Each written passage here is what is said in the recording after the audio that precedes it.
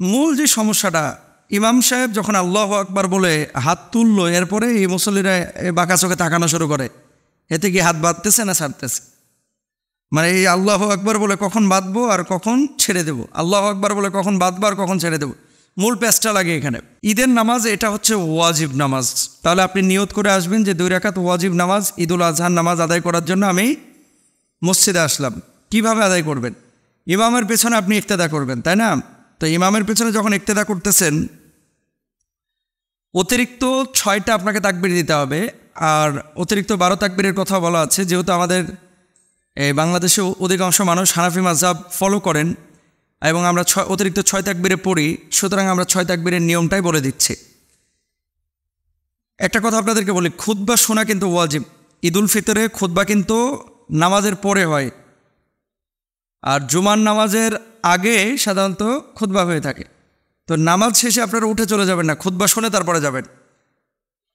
মূল যে সমস্যাটা, ইমাম সাহেব যখন আল্লাহু আকবার বলে হাত তুললো, এরপরে এই মুসল্লিরা বাঁকা চোখে তাকানো শুরু করে। এতে কি হাত বাঁধতেছে না ছাড়তেছে?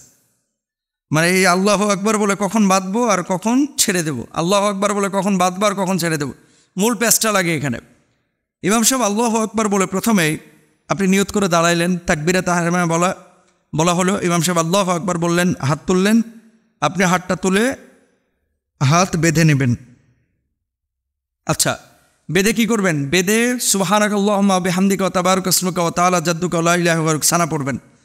আবার ইমাম সাহেব আল্লাহু আকবার বলে হাত তুলে হাত ছেড়ে দেবেন।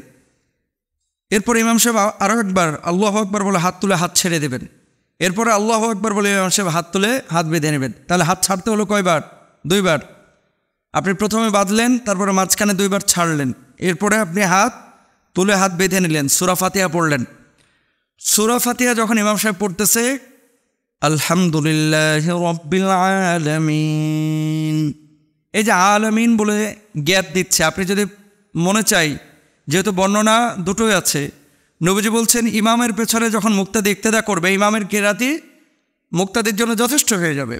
তো আলামিন বলে যখন গ্যাপটা দিচ্ছে, তখন আপনি ইমামের পেছনে ইক্তেদা যখন করতেছেন, আপনি ওই আয়াতটা পড়ে ফেলান, আলহামদুলিল্লাহি রাব্বিল আলামিন বলে ইমাম থামছে, আপনি আলহামদুলিল্লাহি রাব্বিল আলামিন বলে দেন।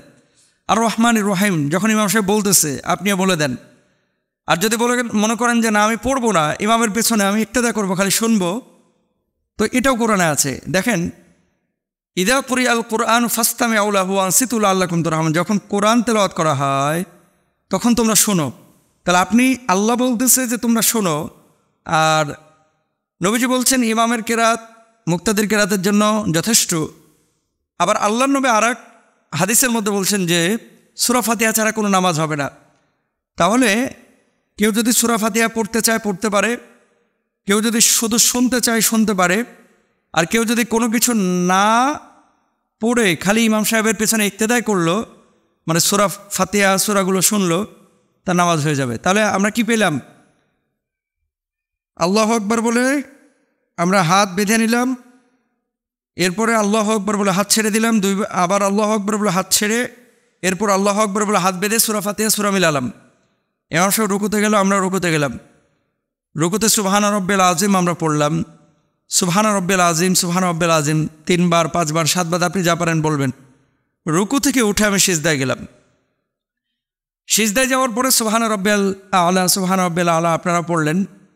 এরপরে 2 সিজদা কমপ্লিট হয়ে যাওয়ার পরে আপনি উঠে গেলেন। উঠে যাওয়ার পরে আপনি সূরা ফাতিহা পড়বে ইমাম সাহেব, আপনি সূরা ফাতিহা শুনবেন, অথবা সূরা ফাতিহা নিজেও পড়তে পারেন। সূরা মিলাইলো ইমাম সাহেব, আপনি ইক্তেদা করলেন। এরপরে ইমাম সাহেব রুকুতে যাওয়ার আগে অতিরিক্ত তাকবীর বলবেন, আল্লাহু আকবার বলে হাত তুলে হাত ছেড়ে দিবেন, আবার আল্লাহু আকবার বলে হাত তুলে হাত ছেড়ে দিবেন, আল্লাহু আকবার বলে হাত তুলে হাত ছেড়ে দিবেন। এরপর আল্লাহু আকবার বলে ইমাম সাহেব রুকুতে যাবেন, আপনারা রুকুতে চলে যাবেন। রুকুতে যখন চলে গেলেন, রুকুতে যাওয়ার পর আবার সুবহানা রাব্বিল আযীম পড়লেন। পড়ার পরে রুকু থেকে উঠে আপনি সিজদায় গেলেন, সিজদাতে সুবহানা রাব্বিল আলা, সুবহানা রাব্বিল আলা পড়লেন। ইমাম সাহেব সালাম ফিরে এলো, আপনিও সালাম ফিরিয়ে দিলেন। রোজার ঈদে এই সমস্যাটা হয় না, কোরবান ঈদে বেশি সমস্যাটা হয়।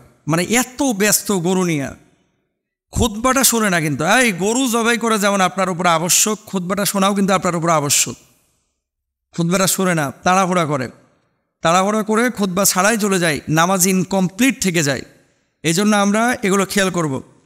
তারপরে এই কোরবানির দিনে বেশি বেশি আমরা সে তাকবীরটা দেব, আল্লাহু আকবার, আল্লাহু আকবার, লা ইলাহা ইল্লাল্লাহ, আল্লাহু আকবার ওয়ালিল্লাহিল হামদ।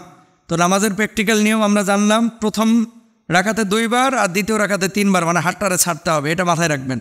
কারণ মূল ভেজালটা হয় হাত নিয়ে, খালি এদিক ওদিক তাকায় যে বাঁধতেছে কিনা। আর হুজুর যদি দেখছে সামনের কাতারে, সবাই আর পাশে দাঁড়াইতে চায়, একটু হেল্প হয় আর কি, হাত বাঁধ। আল্লাহ আমাদেরকে বুঝদান করুক। এই জিনিসগুলো একজন মুসলিম হিসেবে আমাদের সবার শেখা উচিত, জানা উচিত। আল্লাহ তাআলা আমাদের সবাইকে এগুলো শেখার তৌফিক দান করুন, আমিন।